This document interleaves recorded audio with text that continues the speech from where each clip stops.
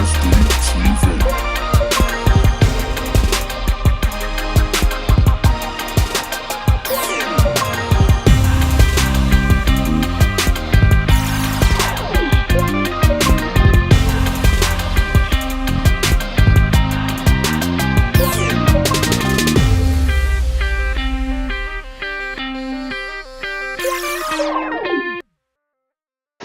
Hey everyone, and welcome to episode 11 of Daz Dee TV. And in this episode, we're going to be talking about warm-up sets in your strength training programs. We're going to be talking about periodization again, and we're going to be talking about how you can get hold of some free stuff. So make sure you wait and watch to the end so you can find out more about that. So, those of you who were paying attention closely in the last episode may have seen this already. I was going to talk about it in the previous episode, but I actually cut it out of the video because I didn't want to spend too long. I felt it needed a little bit more time on it rather than rushing through, so I'm giving it a bit more time now. So the first thing that I wanted to talk about is warm-up sets. I've been doing some coach education with some of my coaches at Sutton Tennis Academy on how to write a strength training program the way that I would like it to be written. And one of the things that kind of came up was it was apparent that a lot of some of the more stronger athletes were not really utilizing warm-up sets properly. So I wanted to give you an example of why you need to do warm-up sets.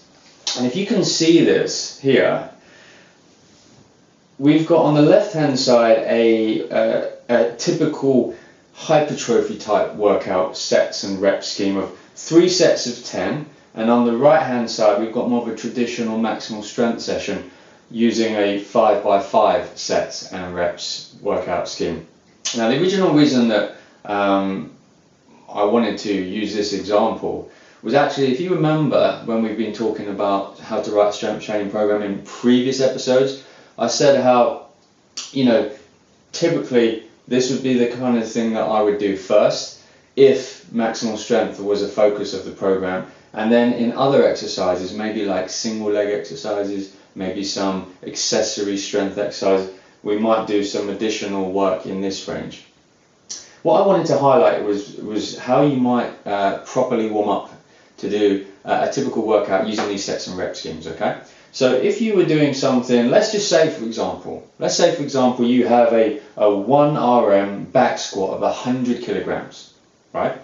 So if you use, let's say 70 kilograms for your back squat using 3 times 10, then maybe this is what would happen. You would start with 10 warm-ups reps at 20 kilograms. Then you do another warm-up set, 5 reps at 40 kilograms.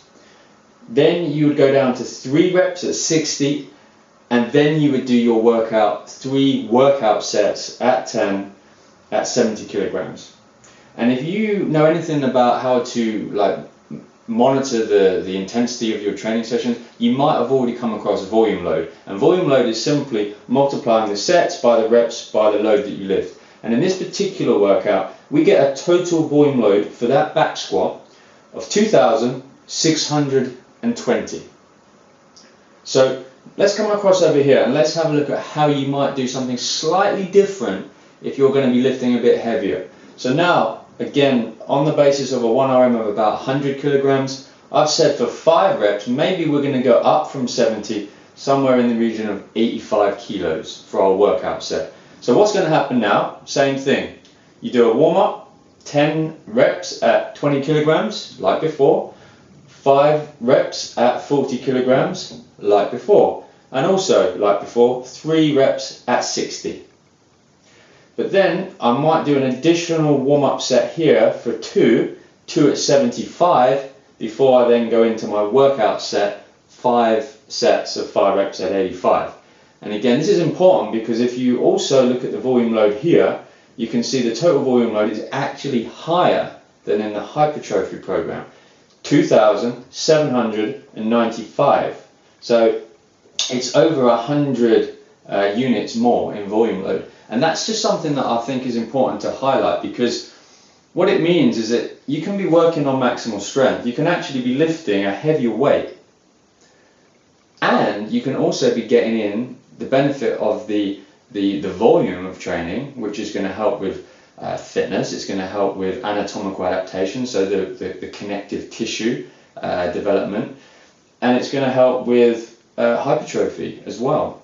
And you can do all of that and get many of the same benefits as you get from the hypertrophy program and get the additional strength gains. So it's a reason why we're very keen to kind of progress to these maximal strength type sets and reps programs as soon as is safely possible for the athlete. As soon as we feel they can tolerate those high percentage loads, going up to that kind of 80%, 85% threshold of their 1RM, we know that we can achieve almost multiple fitness components within the same sets and reps scheme. So that's a little bit about that. Very quickly, because we've already spoken lots and lots and lots about periodization, but one of the questions that I do get asked as well is, well, what time frame would you typically stay with a like a hypertrophy program or a strength focus or even a power focus? How long? How do you know how long to stay there?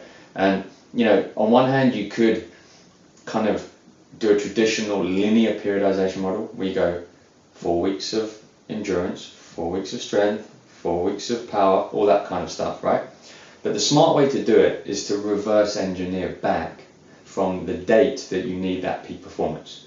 So for example, if you're lucky enough to work in a sport where you've got a fairly uninterrupted training schedule and it leads up to a very important competition event, you can work back. And the ideal scenario is if you've got a significant major competition, let's say, and you have 12 weeks or 12 to 16 weeks to build up to that competition, then you're really in the game. And as it says here, it says strength training periodization. You need to work back from the time that they need to be in peak performance. So you can work concurrently with the qualities that are important for the sport until it's time to get the balance of that fitness fatigue. So really what it's saying is,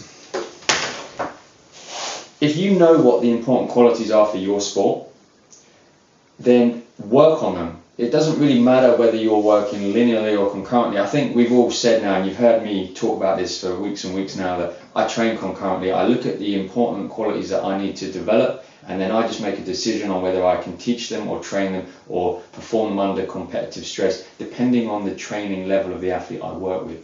So if they are less experienced, then the higher qualities, the higher level qualities like maximal strength and power endurance, I might be working on more technical, like teaching those components of how to do a back squat or how to do an Olympic lift or potentially how to do a medicine ball throw that I know down the track I can train at a higher level. Okay, if they're more experienced, then all of those qualities can be all fair game and I can train them all at the same time. Obviously you just have to plan your program sensibly so you don't get too many competing demands, but that's basically the principle. You work back, and then what you just need to do is have an understanding of how much fatigue you're obviously developing in your athlete, how long it's probably going to take them to remove some of that fatigue, because then what you want is you want to get them to the point in time when they need their peak performance, where you've got all of the fitness left that you've built over those 12 to 16 weeks, and you've taken most of that fatigue, or if not all of that fatigue, away. And that time frame is going to be, typically 10 to 14 days, where you can reduce some of the volume to improve their fitness levels and at the same time take away the fatigue without them detraining. So that's a little bit of information about that. Hopefully that makes sense. I know I'm going 100 miles an hour, but it was just something I wanted to touch on. And I guess the last thing I wanted to say was, if you haven't already checked it out, the latest blog that I have put up contains a free ebook on endurance training principles for kids. It's something that I was getting into a bit of a discussion on a couple of forums with some S&C coaches about what does endurance training look like for children, because everyone's always talking about speed, about strength, maybe even coordination and skill.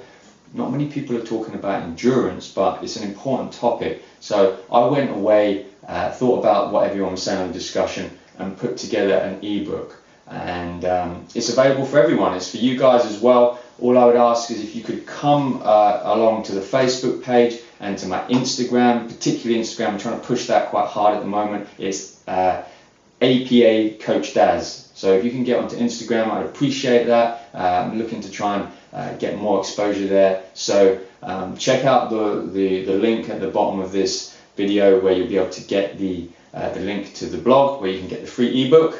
And yeah, that's it really. Hope you've enjoyed the show. I look forward to catching up with you soon. Take care. Have a great weekend. Daz Dee TV.